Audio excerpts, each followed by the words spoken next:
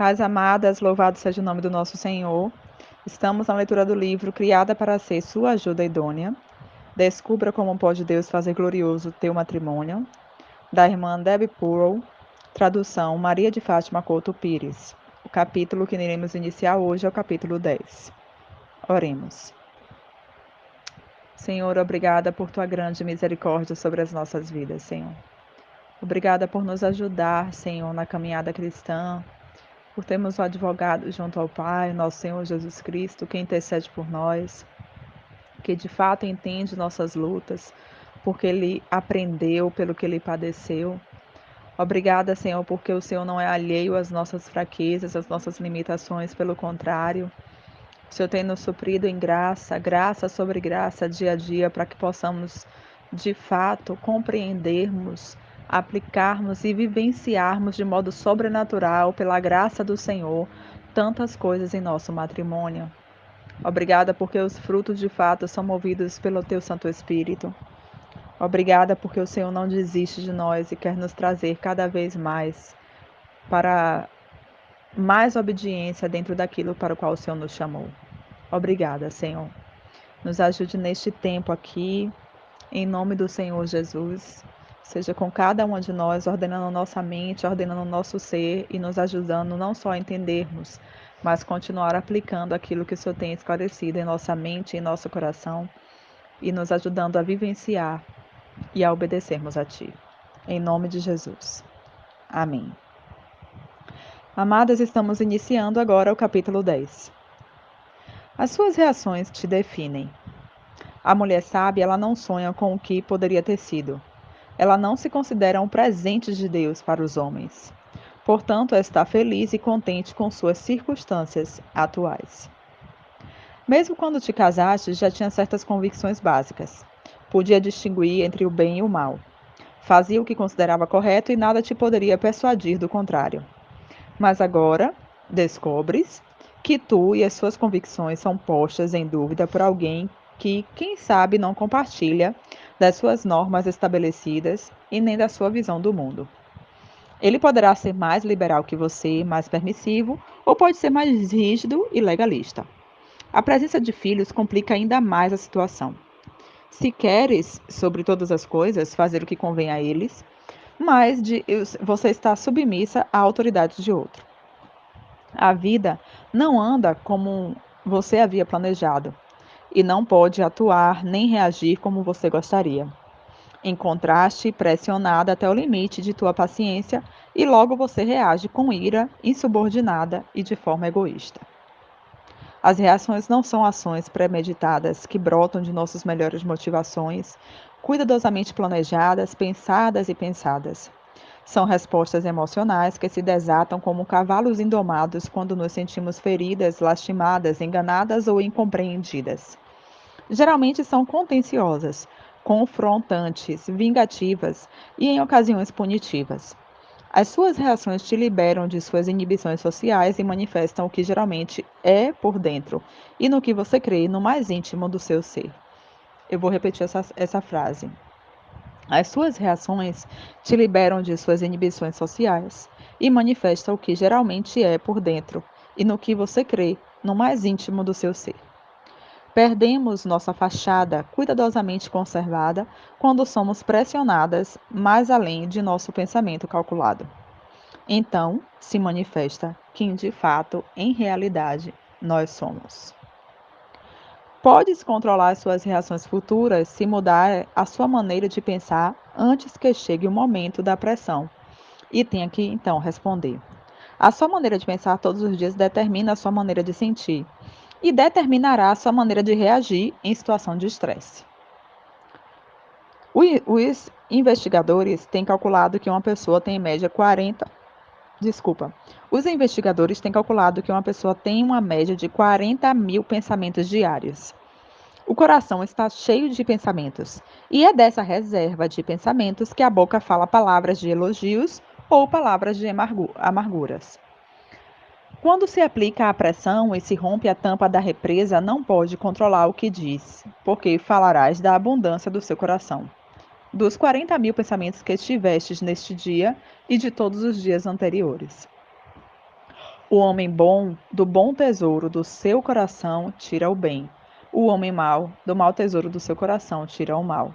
Porque da abundância do coração fala a boca. Lucas 6:45. Se você, como esposa, vai mudar a maneira de como tem falado, não é um assunto de força de vontade. É um assunto de força de mentalidade. Porque como pensa o seu coração, assim você é. Provérbios 23, versículo 7. Deves levar cativo todo pensamento à obediência de Cristo. 2 Coríntios 10, versículo 5. Porque do coração saem os maus pensamentos. Mateus 15, versículo 19. E como disse Paulo, haja, pois, em vós a mesma maneira de pensar que houve também em Cristo Jesus. Filipenses 2, 5. Serás transformada por meio da renovação do seu entendimento. Romanos 12, versículo 2. Não pela força da vontade de controlar a sua língua. Deus te diz como deves pensar em relação ao seu papel de esposa e ajuda idônea. Se você crê, pensará de maneira diferente. Se eu estivesse na sala de entrega das bagagens de um aeroporto esperando minha maleta roxa e visse que um jovem a pegou e saiu, ficaria preocupada até descobrir que meu marido o havia enviado para apanhar. Então mudaria os meus pensamentos e mudaria os meus sentimentos. A dama casada com o contador que se converteu em fazendeiro estava sentada em sua casa, zangada, porque o seu marido não havia chegado a tempo. Quando finalmente chegou, foi diretamente ao celeiro para fazer o quê? Cuidar das vacas. Ela não pôde conter a sua língua. Não podia evitar o que sentia porque tinha passado todo o dia, não toda a semana ou todo o mês, ou os últimos 3 anos, pensando na miserável de sua situação devido às circunstâncias que seu marido lhe havia causado. Ela sentia que era a sua maleta roxa, que havia sido roubada. Ele não tem direito, pensava ela várias vezes. Isto não é o que combinamos quando nos casamos, repetia ela para si mesma muitas vezes ao dia. Ele deve entrar e comer na hora porque já está frio de tanto esperar, não sair para ordenar as vacas. Estava repetindo isso em seu interior durante essas últimas 3 horas, quando era óbvio que ia chegar tarde. Estava armazenando em seu coração uma abundância de pensamentos egoístas. As suas decisões e reações se tornaram escravos de seus pensamentos mal dirigidos.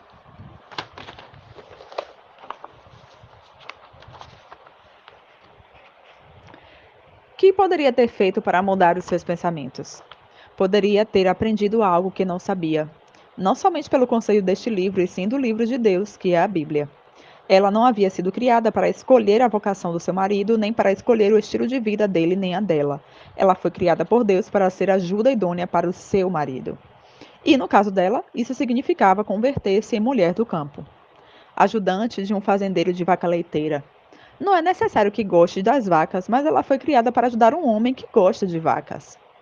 Imagine quão diferente seria se, ao chegar ele 3 horas mais tarde, ela pensasse como ela é abençoada em ter um homem que vem para casa às 8 da noite, que conta com um salário e ainda tem um amor e segurança, um pai para os seus filhos, uma cama quente toda noite e a esperança de um brilhante futuro com as vacas, um melhor equipamento para ordenhar e, com um pouco de sorte, um aumento nos preços do leite. Que emocionante seria a vida dela!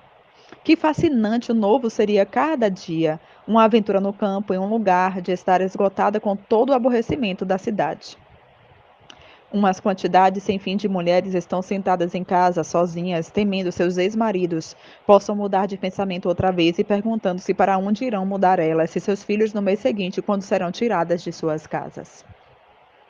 Muitas estariam encantadas de encontrarem-se na cozinha dessa mulher esperando tranquilamente para que esse marido caseiro chegasse tarde para jantar e logo sair para as vacas. Quando finalmente entrasse em casa, sua janta estaria quente e mais quente seriam os sorrisos e os abraços, ainda mais o privilégio de ter uma cama ainda mais quente. Tu és o que pensas. Deus te disse como deve pensar. Pense a verdade. Isto não é poder de pensamento positivo. Este é o poder da verdade, como Deus o define. Você tem sido criada para ser a ajuda idônea de seu marido, não a sua consciência, não a sua diretora vocacional, e de nenhuma maneira você deve ser a sua crítica. Quando desenvolve com teu marido uma relação de confronto, o fazes com base na segurança de que você tem razão e ele está errado. Também estás supondo que é seu dever resistir, confrontar e repreendê-lo. Ao pensar que ele está equivocado e você não. Você se declara mais sábia que ele, mais espiritual que ele, mais abnegada e com mais discernimento e etc e tal. Tudo isso equivale à óbvia conclusão de que você está assumindo o papel de liderança, mestra e juíza. Isso é pecaminoso, isso é odioso e ofende terrivelmente a Deus. Nenhuma mulher jamais terá paz nem gozo enquanto sua mente não esteja cheia de boa vontade para com seu marido. Ela está comprometida a ser uma boa ajuda idônea para ele. Assim ela terá paz.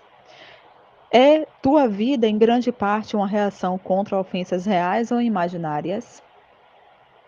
Realmente és tão sábia como você acha que você é?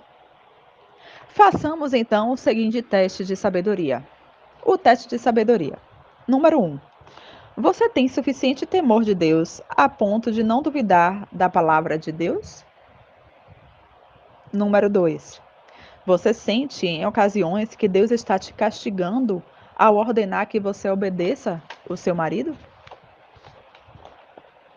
Número 3. Oferecerias a Deus algumas desculpas como: "Ah, o meu marido é cruel" ou "Eu sou de personalidade forte, ele é de personalidade fraca"?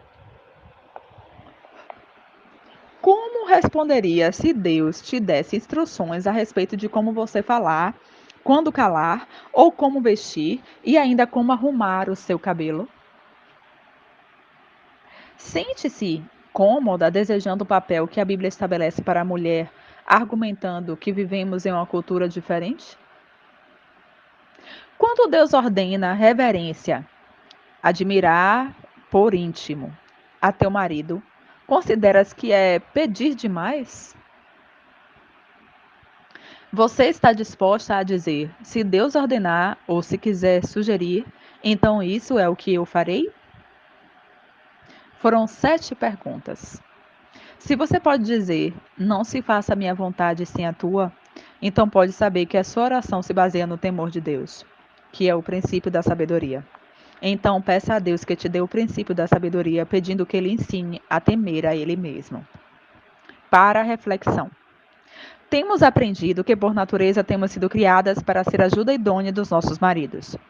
Temos aprendido que uma ajuda idônea é a pessoa que ajuda seu marido em qualquer e em todos os projetos da vida. Temos aprendido que o gozo do Senhor é a nossa fortaleza e que o coração alegre é de grande utilidade para chegar a ser uma ajuda idônea piedosa. Um sorriso mantém o olhar de nossos maridos posto sobre nós. Nosso desejo é chegar a ser a sua alegre companheira de julgo e co-herdeiras com ele da mesma graça de vida. Todas nós temos decidido que não queremos nos tornar mulheres fanáticas religiosas, desordenadas, que creem estar obedecendo a Deus enquanto fazem caso omisso da palavra de Deus escrita. Temos aprendido que o temor de Deus é o princípio da sabedoria. Temamos em pensar que poderemos terminar sendo como algumas mulheres reprovadas que conhecemos que não honram a seus maridos. Temos também aprendido que a sabedoria é um presente que Deus promete a todos que o peçam. Mediante a sabedoria, temos descoberto que os homens foram criados à imagem de Deus, ainda que um seja o Senhor dominante, ou o Senhor visionário, ou um Senhor estável, ou alguma combinação dos três, e que prevalece um desses traços. Sabemos que, como ajuda idônea, nossa tarefa está sempre buscando maneiras de satisfazer melhor as necessidades e os desejos dos nossos maridos. Traços de uma boa ajuda idônea. Peça a Deus sabedoria. Aprenda a entender e apreciar o seu marido pelo que ele é. E aprenda a ser flexível. Trate com Deus a sério. Agora que tem refletido mais sobre o seu papel como ajuda idônea, é tempo de regressar e agregar as coisas que já está fazendo para deixar o seu marido livre para ser o homem que Deus quer que ele seja. Aqui finalizamos, amadas, o capítulo 10. Louvado seja o nome do Senhor. Que Ele nos ajude, de fato, a empreendermos o nosso tempo em busca de todas essas respostas e nos arrependermos e aplicarmos a palavra dele, que é digna de toda obediência. Em nome de Jesus.